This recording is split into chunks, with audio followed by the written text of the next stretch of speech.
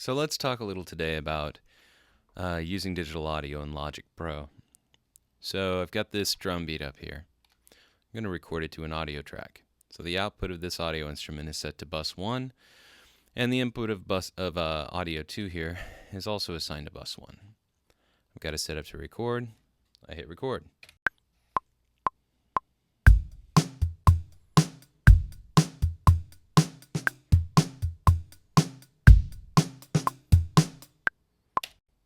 Wonderful.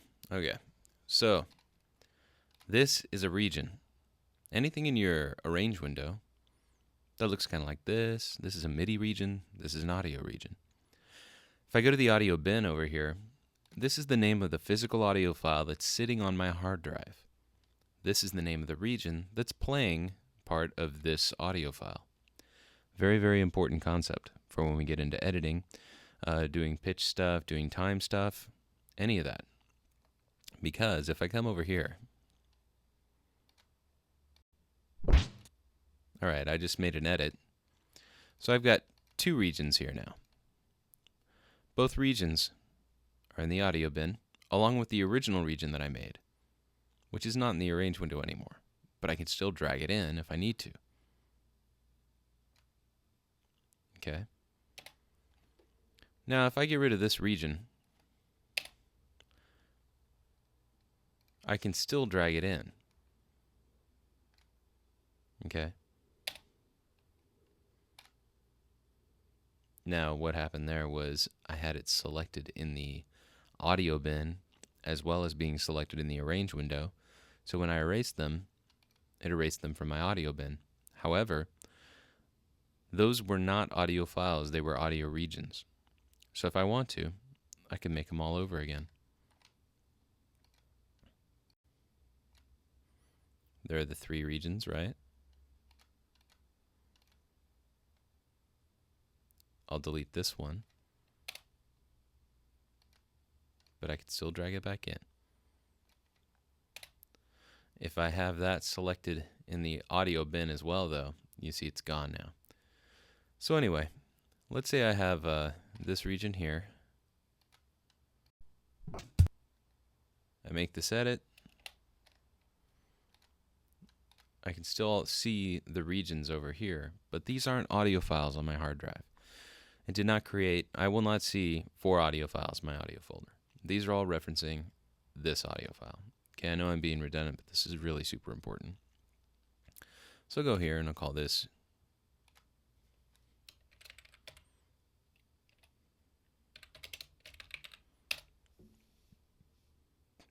okay, so in the region parameter area up here, I called this drum beat. Over here, we'll see the region is called drum beat in the audio bin as well. Very cool. Now, one of the first things that's really, really cool when it comes to pitch and time in Logic is that anything that you record into Logic, once it's recorded into Logic, up here, if you go to its parameters, follow tempo.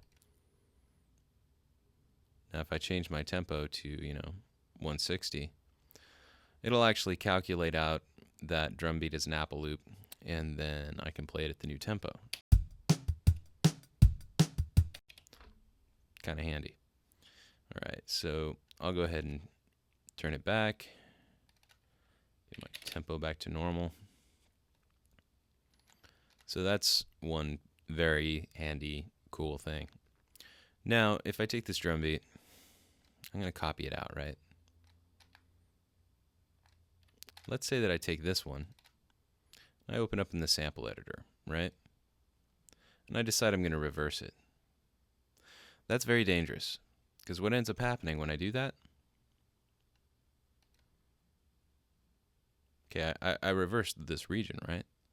But I'm going to go back to the beginning and hit play. Uh-oh. Remember when I said that this is the audio file and these are the regions? Now we're beginning to understand why this is very important. All right, so I'm going to hit undo. Undo. Undo. Please undo. Oh no. Am I screwed? Well, I'll take it all in reverse again. Maybe that'll work.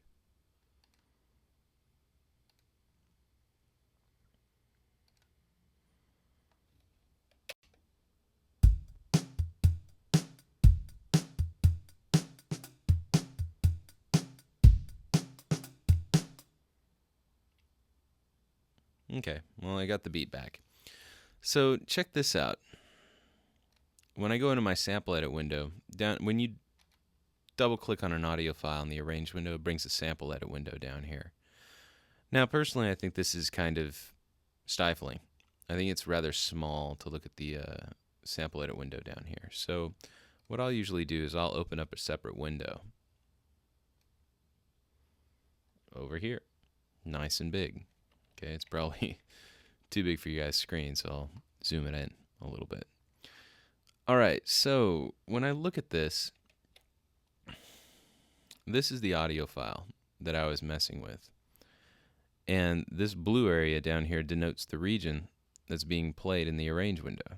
Okay? Now, as we see, when I reverse that file again, it kind of got off kilter. Okay, the beat's supposed to start right here, not here. Still sounds okay,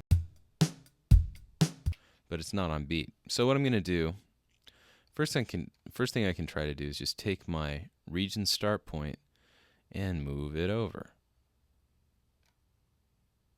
And as you see, my grid changed as well, which is kind of handy. Okay. See how that comes out.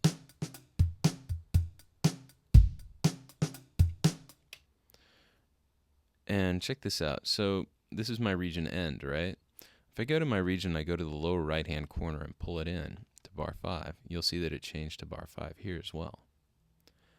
Now, what's this little thing? It's called an anchor point. Well, what that's for is your region right now, when I move it around in the arrange window, you'll notice that it follows the furthest left-hand side of this region. Now, if this was something else, like maybe a cymbal swell or something like that, I might want to use my anchor point to have it timed to something else besides the front edge of this region. So if I move this anchor point here, let's say, check it out. Now it's timing to that part of the region.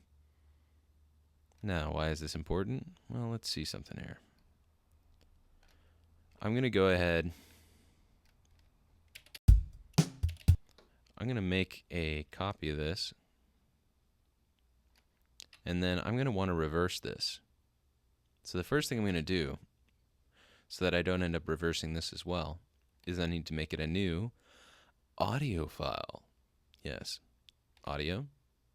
Convert regions to new audio files. And I'm going to save this as rev beat. Excellent.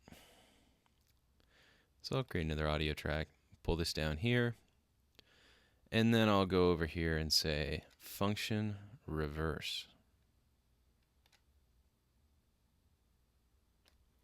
So now if I play these two against each other,